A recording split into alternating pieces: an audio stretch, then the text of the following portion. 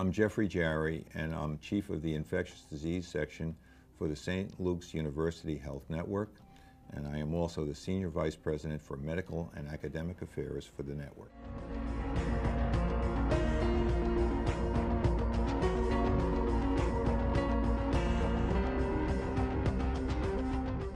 Many people have difficulty differentiating the two in terms of influenza and the common cold because the symptoms are actually very similar.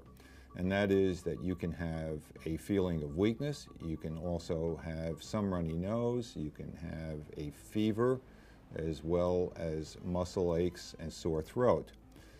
The primary difference, though, between influenza and the common cold is one of severity. And that is that with influenza, the temperatures are often in excess of 101, and not uncommonly, they can be 104 or 105. With the common cold, on the other hand, temperatures are generally below 101, if they exist at all.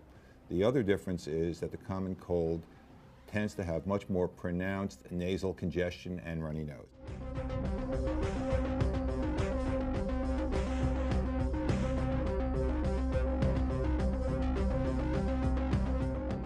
Last year's influenza season was actually very mild, and we've almost gotten used to mild influenza seasons.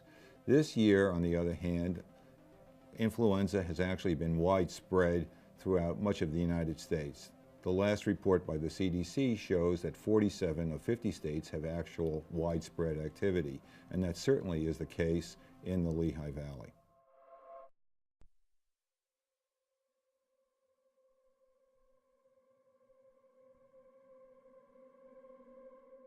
Every year at Lehigh, we see numerous students with flu-like symptoms. This year, we had about 120 students so far that we've seen.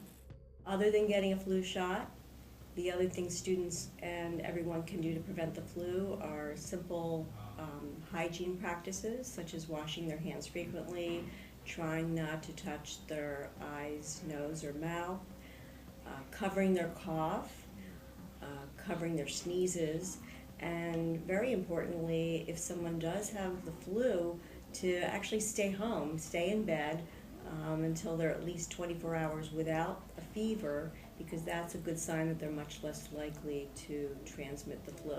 I do think it's important for students to be aware that there are many ways they can actually prevent the flu.